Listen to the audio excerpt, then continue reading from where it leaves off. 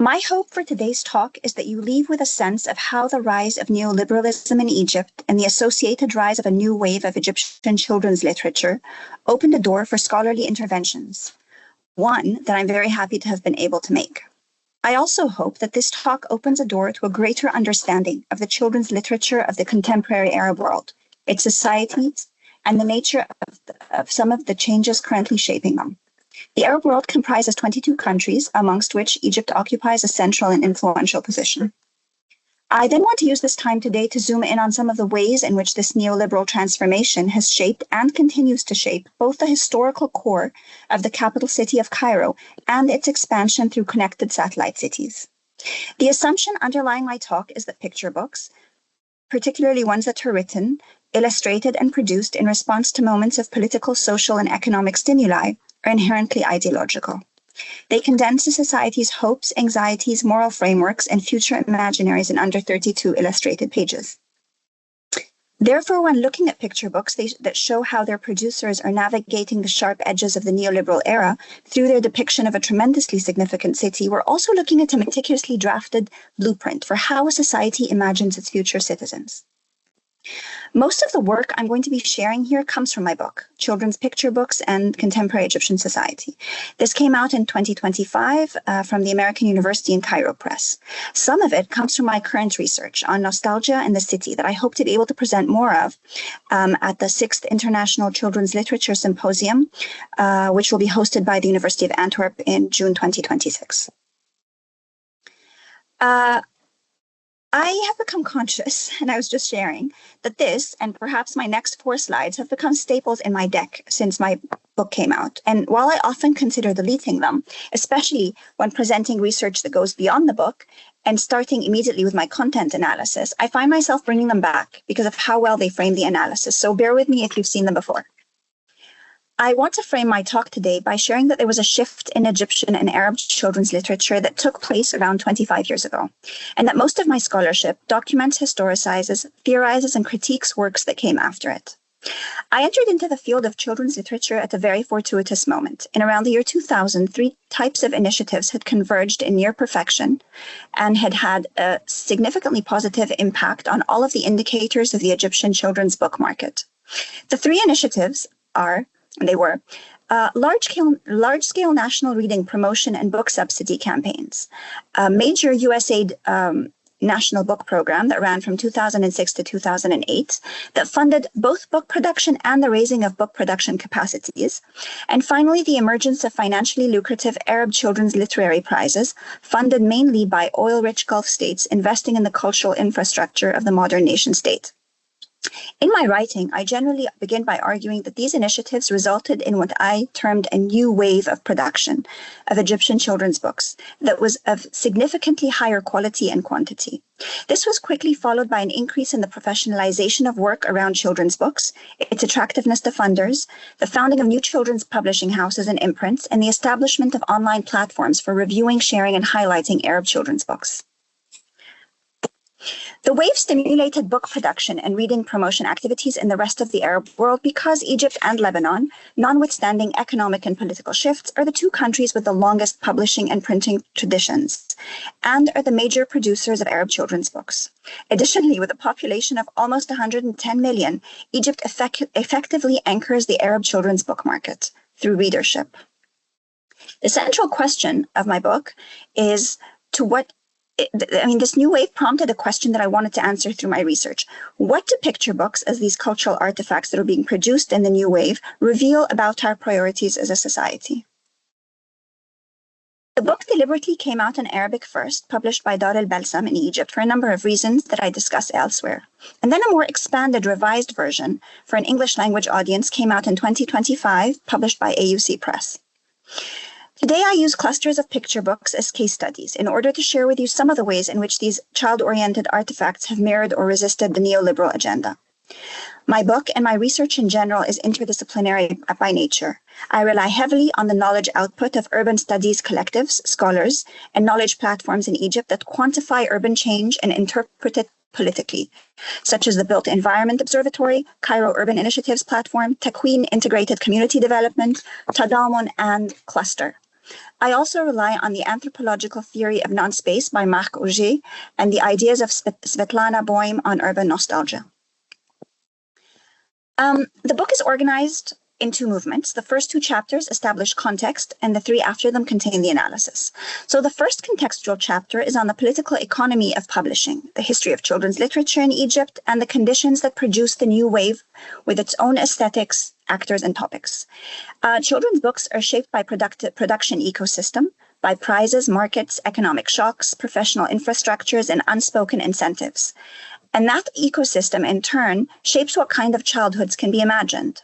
Now, this visual depiction of the publishing ecosystem is part of a larger exploration of this ecosystem that Dr. Suzanne Abu Ghaida, my friend and colleague, and I write about in an encyclopedia entry titled Educational Concerns in Arab Picture Books for the International Encyclopedia of Education.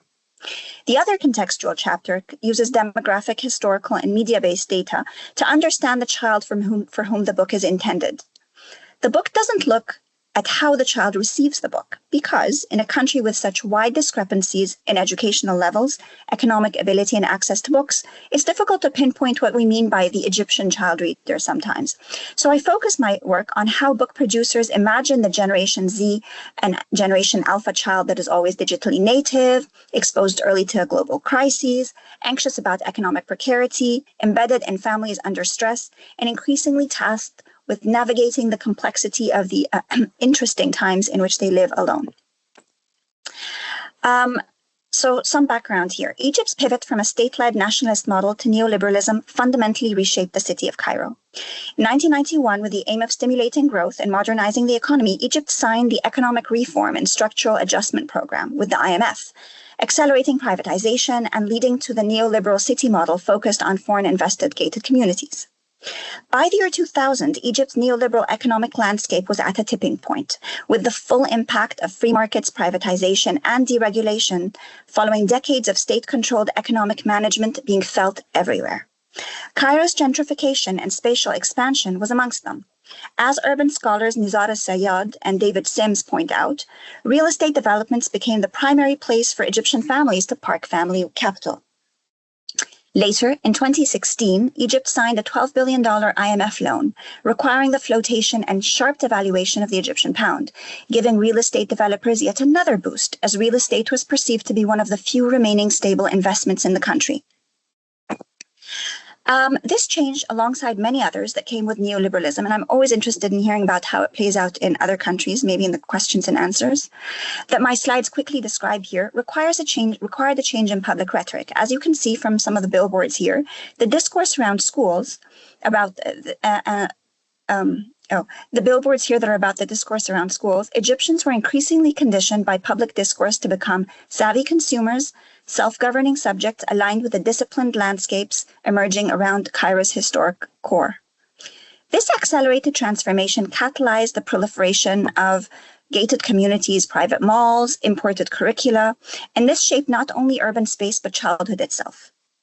Under neoliberalism, the child becomes a dual object. One, an investment to be optimized. Two, a future risk to be managed. Now, reading survives barely in this environment, not because it necessarily competes successfully with screens, but because it's reframed as a competency-enhancing tool under these conditions. Picture books become part of what Foucault calls a mode of subjectivity. They help produce self-regulating, adaptable individuals suited to market logic. I was worried this wouldn't play, so hold on. This is a very quick video that tries to convey the full impact of the dizzyingly fast expansion of the city of Cairo. And this is a map that's by the Built Environment Observatory that kind of shows three things. So the red in the middle is the historic core, and outside it, everything in gray is how big the city has gotten now. In 1980, Greater Cairo's core urban area was around 200 to 300 square kilometers, concentrated mainly along the River Nile, which is, I think, in white here. By 2026, the broader metropolitan region had expanded to over 5,000 square kilometers. This represents an 11-fold increase in built-up area and a significant shift from a continuous core to a fragmented, polycentric one. In social media, pervasive billboards, television, and cinema, Egypt and when we talk about cinema, Egypt is the premier powerhouse of Arab cinema. The city was no longer represented as a shared public street, but increasingly through the logic and aesthetic of the real estate brochure. Sanitized, exclusive, stripped of the everyday messiness of Cairene life that existed in the core as the privileged moved outwards into gated communities. Media reinforces this divide through visual coding. The new city appears open and orderly, while the old city is rendered as either nostalgic or threatening. Framed this way, global Cairo leaves no room for a city that is both historic and livable for its citizens. Within this neoliberal framing, Old Cairo is not simply neglected. It's repackaged as a curated cultural object, its imagery and narratives alike made consumable for residents of gated communities who engage with it from a distance before retreating to their controlled environments. Moving forward to the second part of this talk, I just like to announce that I'm going to be using picture books as case studies, and the yellow sidebar that you just got used to will disappear as we go through 5 clusters of books, each providing an opportunity to discuss one of the ways in which picture books have mirrored or normalized neoliberal assumptions and where they've opened spaces for critique, reworking, or resistance. Just another note moving forward, in interest of time, I'm not going to speak out the titles of all the books that I use. Instead, the full citations are on the slides themselves.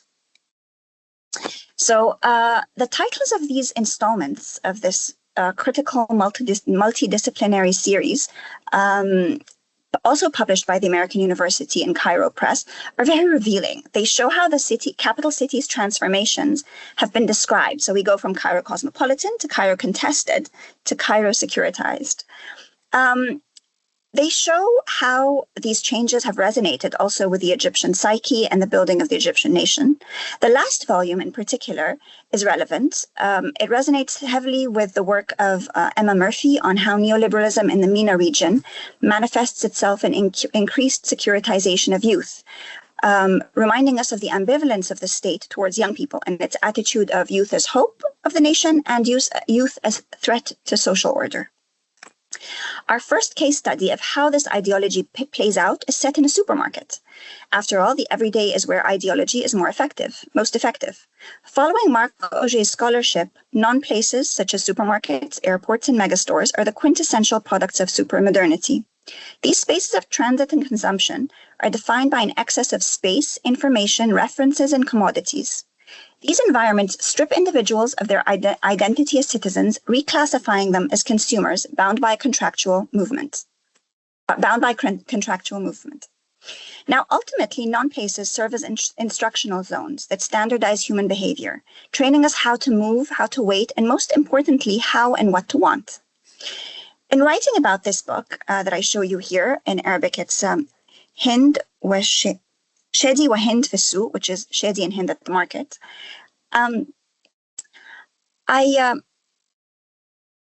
I look at how they explicitly model to children how to act at a large supermarket. I explore the social friction of the Egyptian hypermarket, a non-place, intended as a middle-class clean concept, but the unintended neoliberal pivot also makes the hypermarket a weekend outing for the working class, causing middle-class flight and tensions that are very worthy of exploration. I move in my book to picture books that are set in the heavily symbolic Tahrir Square. We see the dismantling of a political epicenter. This is the square in 2011, and then again in 2020. And it was redesigned for the tourist gaze. So the square notably hosted tens of thousands of protesters in 2011, but also in 1919, 1952, and 2013. Its capacity to host large, unpredictable crowds makes it a site for state anxiety that even appears in these children's books that were published after 2011. In these books, crowds aren't framed as sites of collective possibility, but as spaces of potential danger and disorder. It's important to note that this isn't new. There's a much longer history here. In the 19th century, British colonial authorities moved to suppress one of the largest gatherings in the entire Arab region, the festival of El Sayyid al-Badawi in Tanta, which attracted over 500,000 people at the time. The justification was public health. They claimed that such crowds were breeding grounds for disease. But what accompanied this was a broader cultural campaign. School books began promoting the language of hygiene, germ theory, and contagion, effectively producing public consent for the suspension of the festival for nearly 30 years. Now, if we put this historical moment alongside the redesign of Tahrir, a pattern becomes visible. These are defensive measures. There are ways of managing public space by excluding what cannot be predicted and controlled. And this is reflected in storytelling for children. So these two books, one of them, the one at the bottom, translated as The Respectable People, or the death of a young man in the square during the revolution isn't framed as part of a collective struggle, but as the result of the infiltration of untrustworthy, ill-intentioned outsiders. In the neoliberal condition, the idea that we are in this together begins to break down, and the public square space itself becomes coded as dangerous because of a deep mistrust of the other. In what we might call global Cairo, this logic extends even further. We see the proliferation of new residential, commercial, and workspaces built around the promise of safety, spaces that attempt to eliminate difference and filter out what is unfamiliar. This book, The Revolution of the Birds, tells the story of the 2011 January Revolution from the perspective of birds. In the square, we're staging a concurrent revolution in the trees above the square where the protests were mainly located. The revolution is reimagined as a domestic dispute between juvenile birds and their parents, and it turned in the end into a state-sanctioned lesson. Papa bird prioritizes stability. Order is restored not by the crowd, but by a magistrate bird who explains to the younger birds the correct civic path through formal state-approved institutions like constitutions, cabinets, and parliaments. By framing the revolution as a noble impulse that was hijacked by disorder, the book mirrors state media discourse. It acknowledges the sentiment of the street while firmly funneling the reader back towards order. As the advertisements for gated communities everywhere show us, the move to new cities is not just a shift in geography, it's a shift in the Egyptian social imagination. While these gated enclaves currently house roughly 1.7 million people, according again to the Built Environment Observatory, their ideological footprint is massive.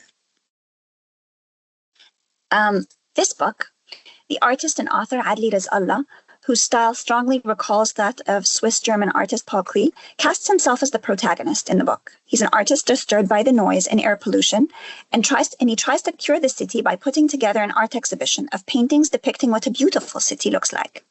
The story ends by addressing the child reader directly. What about you? Will your city be quiet or noisy when you grow up? Now, this framing is telling. It defines the beautiful city as one of silence and greenery, qualities that in contemporary Cairo are often confined to gated communities. When the children respond to the artist's call and form a Friends of the Quiet City Association, they become self-regulating subjects. Now, in 2007, the Cairo Plan 2050 for the city's expansion was approved by the General Organization for Physical Planning and the UN Development Programme. While the program ended in 2011, having only partially fulfilled its vision, its strategic plans articulated aspirations for the global Cairo and the creation of entire cities where the poor are largely excluded and the middle class are increasingly priced out. In this book, Fatima Al-Maadul's I Wish I Were the Governor of Cairo, the protagonist Sarah daydreams about a sanitized Cairo, yet her utopian vision is predicated on the exclusion of actual Cairenes and the erasure of their organic social life. Sarah's first decree as governor of Cairo is to ban cars and transform the roads leading to Tahrir Square into pedestrian zones.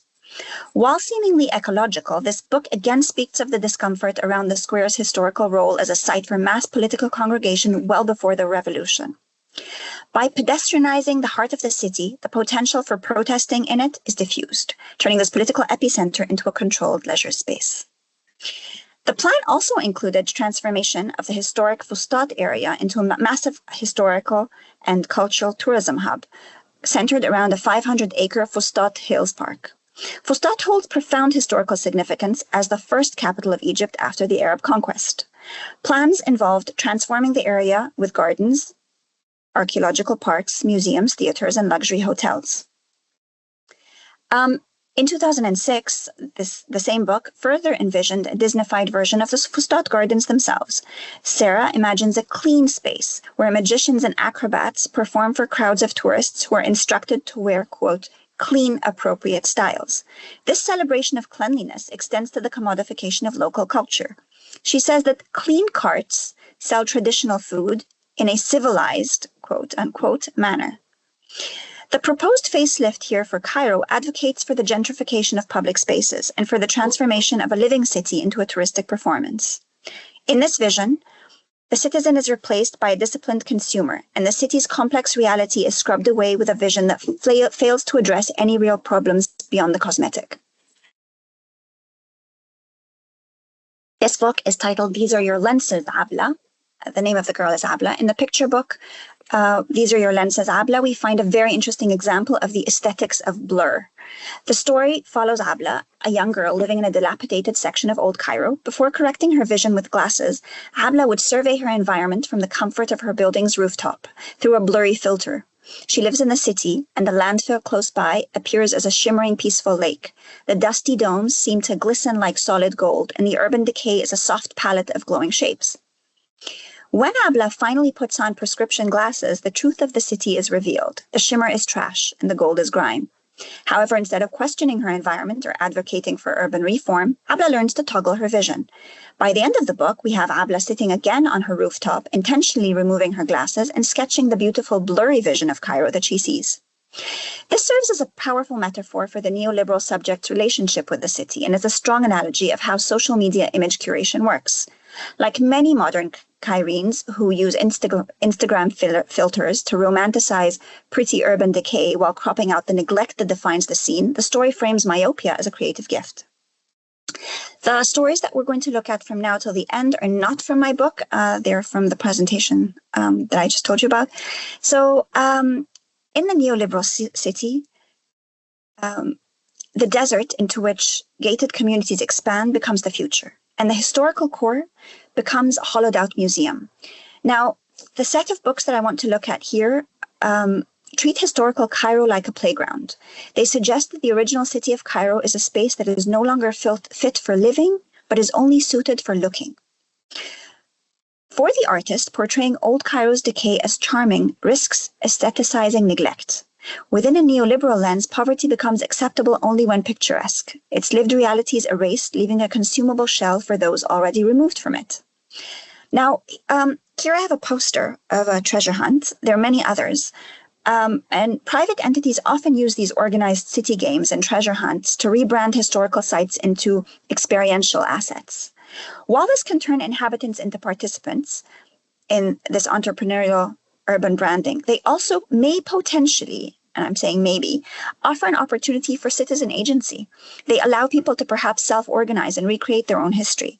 Now, a distinct example of how this can happen is when I looked at, in my book, at the post-2011 road trip trend in Egypt. Although this is not a traditional Egyptian pastime, these trips driven by social media communities served as educational tools and helped citizens of all ages rediscover the country's geography and history through direct exploration. So there is hope. In this picture book, a family treasure hunt takes children across the Khedivo downtown with a map guiding them from one station to the next. The map smooths over the perceived dangers of the neoliberal city, turning navigation into a game where every obstacle is manageable. By filtering out the unpredictable and the transgressive, the city becomes a sequence of fixed points. What remains is a tamed landscape, not a complex social environment, but a set of challenges to be solved. The city here is also a space for leisure and discovery. This book, Imagine by Dani Arafa. Cartoons of vibrant mythical creatures that remind us of Dr. Seuss characters are superimposed onto photos of the city that are frozen in time. It's as if the childlike creatures exploring the frozen city are the ones that bring it life.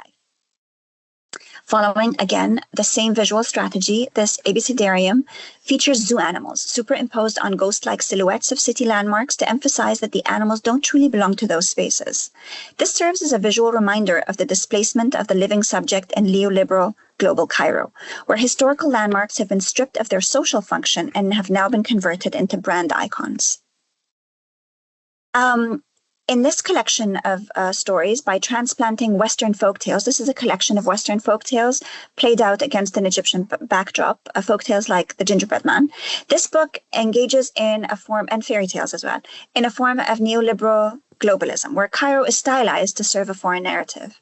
The use of recognizable signifiers here, the building where there's a water fountain, there's one supposed to be in there, arabesque windows, arches, they create a victory of vibe over reality, helping the living city to become a stage set designed for a chase. Now, my reflections on how nostalgia plays out in writing and illustrating modern Cairo are framed by Svetlana Boym's concepts that are outlined in The Future of Nostalgia.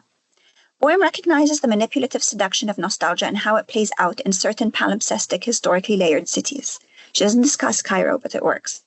Instead of offering a magic cure for nostalgia, she offers an illuminating typology for it. Restorative and reflective nostalgia. She says, restorative nostalgia stresses nostos, and attempts a transhistorical reconstruction of the lost home. Reflective nostalgia thrives in algia, the longing itself, and delays the homecoming, wistfully, ironically, desperately. Restorative nostalgia does not think of itself as nostalgia, but rather as truth and tradition. Reflective nostalgia dwells on the ambivalences of human longing and belonging and does not shy away from the contradictions of modernity. Restorative nostalgia protects the absolute truth, while reflective nostalgia calls it into doubt. So this final set of books, A Narrating Nostalgia, this book, Needle in a Haystack, invites the child reader to look for something in a series of Cairo scenes that are wrapped in a nostalgic retro aesthetic. It's very much like the Where's Waldo books. The book turns the chaos of Cairo into a search and find game, creating a sense of visual tourism and transforming the unpredictable city into a fixed data set to be surveyed from the comfort of the reading spot. This book, Lara the Mouse and Her Neighbors in the Building, is about neighborly relations. Amongst other things, this is another thing that's unsettled by the expansion of cities. For in the new neoliberal satellite cities, you don't get to choose your neighbor. You end up with the ones who possess the same purchasing power as yourself and can move into the gated spaces you inhabit. Traditionally, Cairo's neighborhoods were built on a complex web of social obligations and shared public life. And the nostalgia over this is evident in popular Egyptian series as well, such as Sebagor, if anyone knows it. This series, by the late and great Helmi Touni, has a title that itself frames these scenes as belonging to the past. Ken Zaman means from long ago. They belong to the past, they belong to nostalgia, and they perform a kind of cultural preservation that focuses on familiar folk elements, such as the juice cellar, the neighborhood gates, traditional houses. These shape a visual understanding of the city centered on heritage imagery. Through this approach, the series introduces children to a colorful, or maybe they'll color it in, yet static and nostalgic representation of traditional Cairo's built environment in everyday life.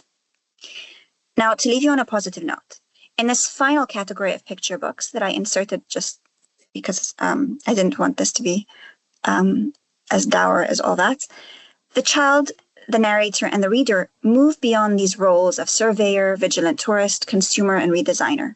Instead of taming the city, these works engage with and relate to the city through two distinct lenses, that of the flaneur in Balad, the pink one, and that of the architect in Hotel by the River. In Hotel by the River, the protagonist is an architect whose experiments with built solutions represent a shift towards architectural harmony that is rooted in ecology and history. This is a hotel where these animals live, and it's a combination of very difficult elements that need to be put together harmoniously. In Balad, the city is reimagined through the eyes of a visiting stranger who cannot see, but experiences place not through the familiarity of non-places that Auger outlines, but through the synthesia of his remaining senses. He experiences his city alongside others and finds deep structural affinities amongst them, framing Cairo as part of a global social fabric rather than a competitor in a global real estate market.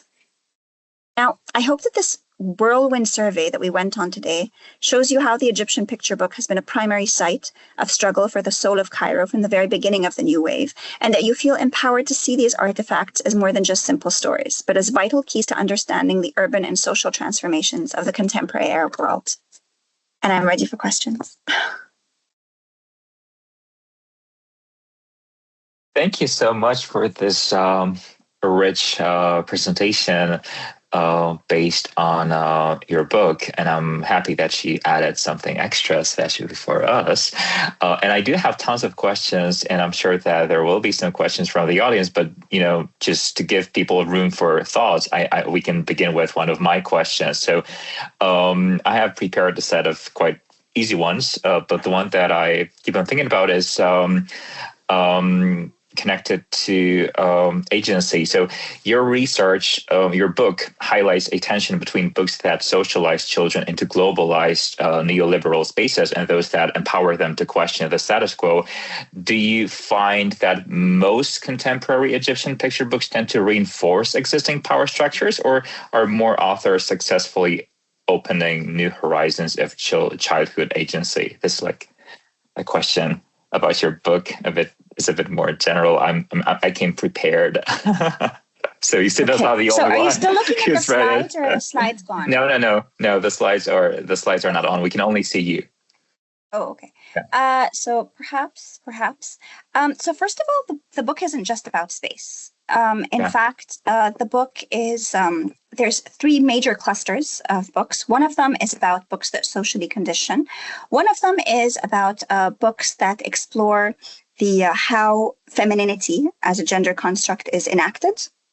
And the other one, the last one, is about citizenship and how that can be performed. And so these are three different places where I look at how agency, not just agency is had, but also how, it's kind of a reading of the historical and political scene through these different clusters. Do I find that they're mostly socializing? There's a big cluster of books, and what I found interesting is that most books that address children, most of them are socializing books, and most of them socialize you into the status quo, and they kind of show us how to live in the world that exists today. There are very special books that do help young children explore what is possible, but I argue that most of those explorations into the possible are also acts of conditioning and socialization. Recognizing, I think if we look at the bigger work that wasn't part of my discussion today, there are some pockets where utopian imaginings are, they begin from a place that recognizes that the adult that is writing is not part of the world that the child will be contending with. And this is something that I think today, with the way the world is happening, with what's happening in the world, I think we're reading a lot of headlines that suggest an intergenerational angst, kind of, and I'm not going to call it a falling out, but a sense that the world has not been planned with this generation in mind, and it's been done, and it's been planned with a great deal of heavy-handedness. And I think that I do look at a cluster of books that do attempt to reclaim that space. Yes. Yeah, thank you so much. And I think that is all connected to what you've talked about today. So the spaces, landscapes, palimpsestic spaces, and I really appreciate the fact that you focus on these spaces. And I think that is that today you focus on spaces on this one city, and next month at the Child and the Book Conference. And I know that you were one of the keynotes last year. I will be also talking about spaces, and I kept on thinking about how different our approaches are, and how similar they are, how all of these theories, approaches, even though they're so deeply rooted in cultures and in particular spaces, are universal, really. So many similar things can be said about other spaces, and I'm happy that you introduced our audience to Cairo, to a city that is probably not as well known here in Poland. The city is known, but not the history, and all of the details of the nuance that you've just introduced us to. But similar things can be done with other spaces, and I'm very interested in this whole dynamic, spaces, generations, agency. So thank you so much. I think that your talk was just so inspiring, and I will have to rethink the talk that I have already written because you have inspired me. So, and I'm pretty sure that you have inspired many other people who are present here and who have just listened to your talk. So do we have other questions to our today's speaker? Yes, of course. Sarah, please go ahead. Hi, Yasmine. Thank you so much for such a great talk. I learned a lot and I really loved being able to see the images as well. It was really helpful to understand your analyses of them. I was interested in the children's book that sort of mimicked Dr. Seuss. I went back to look at your book and I didn't find Dr. Seuss mentioned there. And so I was wondering if you could say more about that because, as you know, he was deeply flawed and his images were quite racist and anti-Arabic. And so I just wanted to know, like, if you could say more about, like, do you know why the images were created in a way that really mimics his style? Yeah, sure. Thank you. Let me try to bring this image back.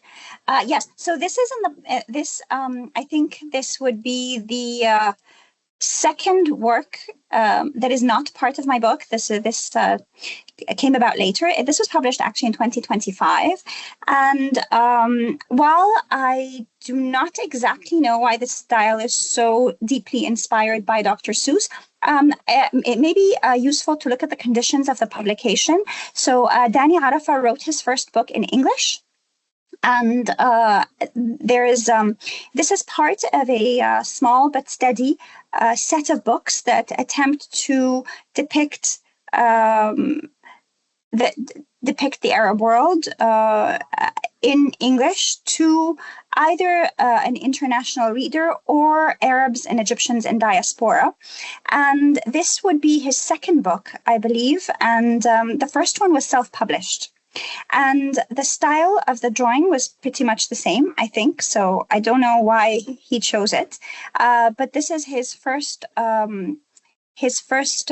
book that was published by an existing publishing press, and his publisher Asfoura Books is I don't know if Shark Tank is huge in the US, but it's huge in Egypt, and I think it won Shark Tank. It got some funding through Shark Tank because it's a small publishing house that's not so small anymore, but it publishes books in colloquial Egyptian Arabic, and this is actually not exactly. I mean, this is modern standard Arabic veering towards the colloquial.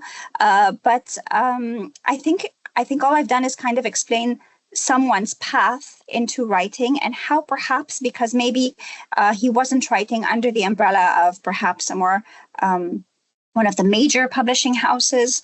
No, I don't think that discussion ever took place. Just so you know, the Dr. Seuss books are translated into Arabic. The Rhyme by Dar Ilyes. I don't know if they're still being reprinted, and there's a lot of debate as to whether the rhyme was preserved or not. I'm not even sure that they sold incredibly well, but the idea that one of the things that people wanted to translate early on in this huge movement were Dr. Seuss books tells you that perhaps there's an obliviousness to how Dr. Seuss was perceived in other parts of the world, perhaps. Thank you so much. Just trying to explain. Yeah, no, that is really, really interesting. And there is still an obliviousness here, even despite, our best efforts to spread information about his anti-BIPOC, anti-Black, anti-Asian, anti-Arab illustrations. And despite the fact that Seuss Enterprises ceased publishing some of his books. But, Penguin Random House is still publishing a lot of his works here and still doing a lot of events. So not surprised to know that it's still happening in other places too. Thank you so much. Can I just add something maybe to contextualize a bit further? As a post-colonial country, the politics of cancel culture operate very differently, I would say, in a country like Egypt. Who gets cancelled and what they did to get cancelled varies incredibly. And I think it can cancel culture hits mostly institutions and entities that offend regional causes, I would say. So I don't know how it would have played out if there was more awareness of Dr. Seuss's background, but I'm just saying that post-colonial countries can't afford to cancel everyone. That's just a reality. I don't know if that kind of helps add something. It does. Thank you. Thank you so much. That was an interesting observation, but an important one. Like the cultural context sometimes is of just tremendous importance. And I think that we could talk about cancel culture for hours.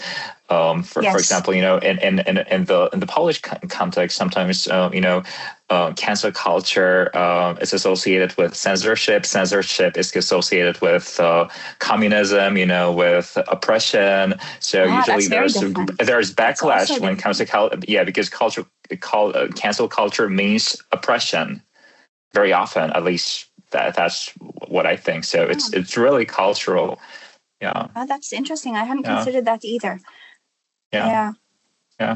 Sometimes the line is really thin, Yes, and it depends on the context as well.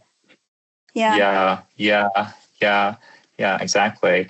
But when it comes to the context, I have to ask you a question connected to your great experience. But I see that there's Justina's question. So maybe if there's time, I want to get rid of this. I will ask my question. But Justina, please go ahead. Please go ahead. Yeah, sorry, I didn't see your little hand. Yeah. No, not a problem. Thank you, Yasmine, for this wonderful talk. I have two questions, if I may. This one speaks more closely to your presentation. Maybe I didn't get it. Sorry, I didn't catch it. I've been following a little bit. Maybe not absent-mindedly, but just kind of trying to follow, doing other things, unfortunately. But do you make a distinction, or do you think that this distinction between space and place, as proposed by Tuan, for example, is it productive for your research?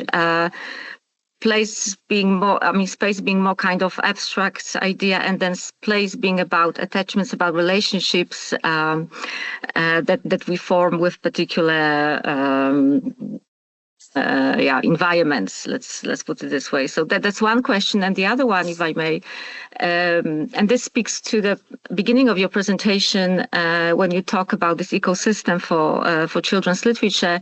I wonder if you could comment on other media, like film, maybe also other genres like theater, poetry.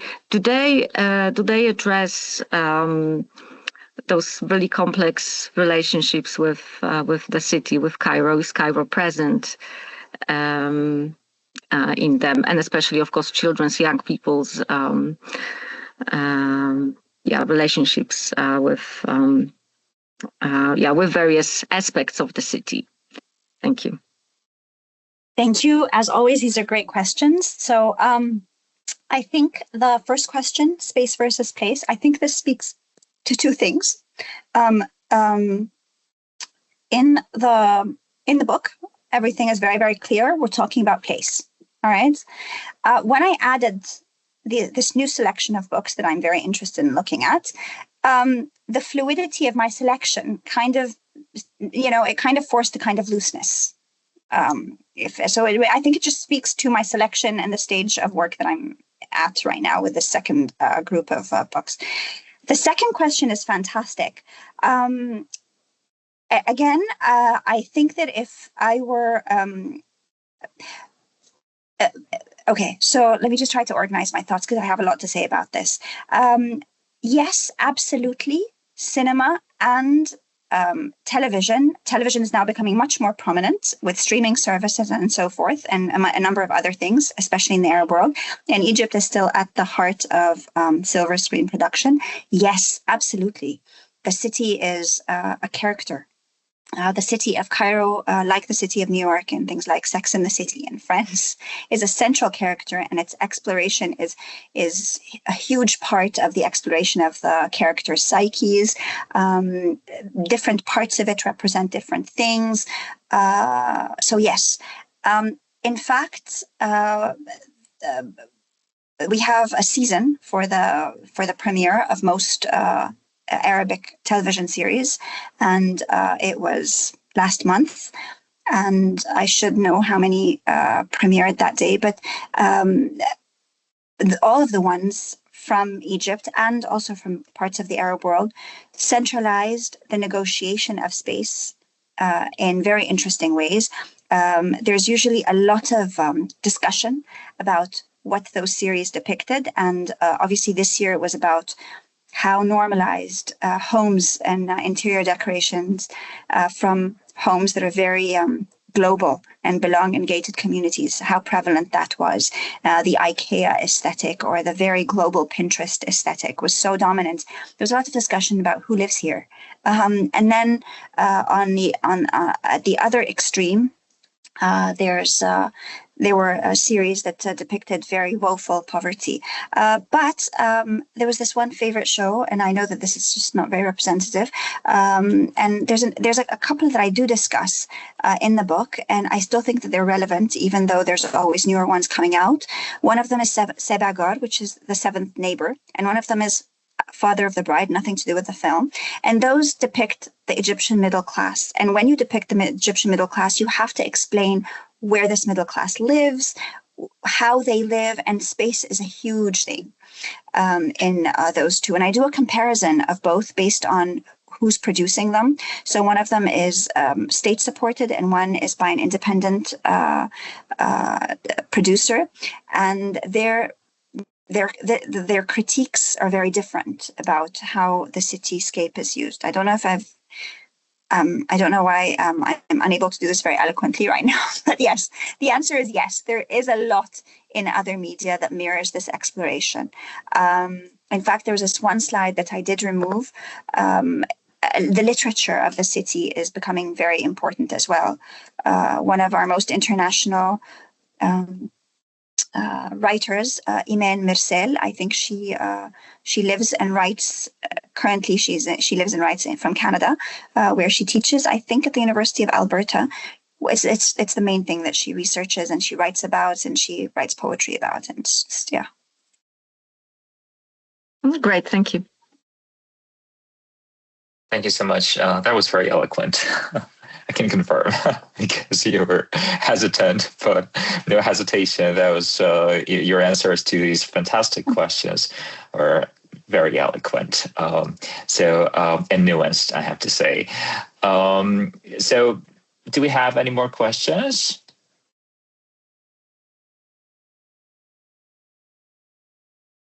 Because if not, I have to ask you one. Because given another one. Given your extensive experience on international juries, I have to ask you, how does the momentum of the current Egyptian publishing industry compare to global trends? Do you believe the industry is currently setting a transformative agenda that can truly change how Egyptian culture thinks? So this is a very generic, okay. I would say, question, but considering your experience, I'm pretty sure that many people here who are here with us today would like to hear some of your thoughts about it. Okay, so finally a question that I'm not thinking on the spot about. Okay, so I know the answer to this. The book fair is a very exciting time. The Cairo Book Fair is a very exciting time in Cairo. And a couple of book fairs ago, I think 2024, I decided I wanted to ask all the movers and shakers what they thought was where they thought we were. And this happened because in 2020, when things came to a standstill as a result of COVID pandemic control measures, I saw the wave of children's literature, just finally still. And I thought, okay, because publishing, everything came to kind of a little bit of an impasse. And I thought, okay, so what we need to think about now is what's the next wave going to look like? And I kind of watched what was being produced, and I noticed that there was a lot less being produced, but there was a lot of really good quality things being produced. And I think this has also to do with the rise in the cost of paper. And so that was one thing. Do I think things have changed? I think in general that experimentation in the Arab world now, a lot of it still has to do with experimentation with language. There's still the ever-present push and pull of should we write in colloquial Arabic, should we write in regional dialects, should we be writing in standard Arabic, how we can play with the richness of the mix of all of these together. A lot of people, and I think this is the result of years of working with the Bologna Book Fair, the visibility of Western literature and literature from other countries that are really not necessarily as visible. What is a traditional Egyptian or Arab visual aesthetic? So that's another question. There's a lot more issue books, and I'm not sure how I feel about this. Issue books. So the issues, death, bullying, all of those. There's a lot more issue books. Where's the last one? Bulimia, for instance, child abuse, things like that. So there's a lot more issue books, and I'm not seeing that those as the most creative part of the industry. They're just a staple, and there's so many more of them. They wouldn't be considered pushing boundaries in the Western sense. I mean, but they definitely represent speaking up about things that weren't previously spoken about. I'm not seeing that to be particularly creative. I think that all these global platforms where illustrators can see what everybody else in the world is doing are creating a global aesthetic. And I've noticed that the improvement in illustration far outpaces the improvement in writing. And so we're having great illustrators that have, they have access to all of these visuals, and they're experimenting. And there's a really cool young generation of illustrators coming up, and I love watching what they do. So I think that there's a new, I'm not going to call it a wave. I'm seeing something build a little bit more slowly, because there isn't the immediate economic incentive to create an immediate wave, but I'm seeing something steady build within this environment of scarcity, where books are getting to be very expensive and paper a little bit more scarce and expensive. Does that make sense? Yes. Okay. Yes. Is it the same elsewhere? Yes. I think that it's quite similar in Poland when it comes to the illustrations versus the textual quality. So I think that when it comes to our book market, we have tons of tremendously talented illustrators, and our picture books are just beautiful. But when it comes to the quality of prose, when it comes to middle grade novels, YA novels, I would say that the issues that you've identified are quite similar to our own issues. So tons of problem novels, books devoted to individual, let's say, issues like, and these are important issues, of course, obviously, yeah. So anorexia or like LGBTQ plus issues, but these are important issues. But the books are just not of high literary quality usually. So yeah. So and they follow the storylines of other media very conservatively, like television or streaming service. I agree. Yeah. Same. Same.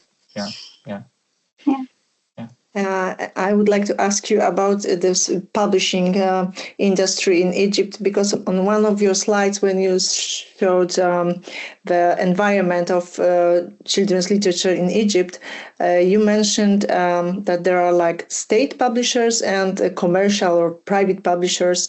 I'm very curious about those state publishers. Are there the mainstream or how it works in Egypt? Okay, so this is something I deal with. Another question I can answer.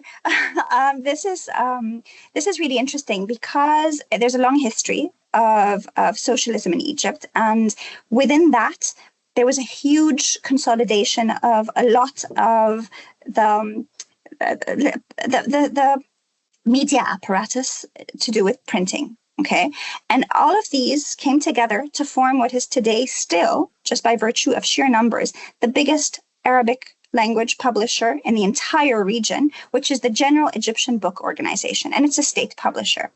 Now, there's interesting things happening here from the very beginning, but until now, they produce original works sometimes, and they also, in these various initiatives that I showed in the beginning, will approach publishers and say, these books that you published last year and the year before, they've won awards, they're pretty good. Would you like to bid to have them included in this in, let's say, the 2026 collection that we're putting out, because in Egypt these books are subsidized, and they're incredibly affordable. And most publishers recognize that their sales will not be dramatically affected by a lower cost copy existing in the market, right? And so there's a committee that decides, and this committee is not just for children's literature. There's another one for theoretical works, another one for scholarly studies, another one for literature. And the books are low cost, but they're quite good quality. I buy a lot of them. And if we look at the Cairo Book Fair, which is, in terms of numbers, I think in 2022, had the biggest number of visitors of any book fair, not books, in the world. Just again by sheer number. We win things in Egypt just by sheer numbers. There's 5 pavilions, very large ones, right? Hall 1 and half of Hall A and half of Hall B have all these great government publishers, and they're the most crowded because the books are subsidized. And the idea of one of those initiatives was that everybody should be able to afford a small library at home, to build a small library at home. And these are sometimes really important books, translated books. So you get everything from translated Foucault and Baudelaire to Shakespeare, to these great books that somebody in the committee picked from a country like Slovenia, a picture book from Slovenia, and they're all available. And so the state publisher is huge. The inner workings of it, I'm not quite sure. I'm just outside looking. I work 100% with the private ones that have all the concerns of a business, basically trying to survive. Yeah. Does that help? Yeah, thank you very much. Yeah. Yes, thank you for your answer. Yeah. Thank you so much. Yeah.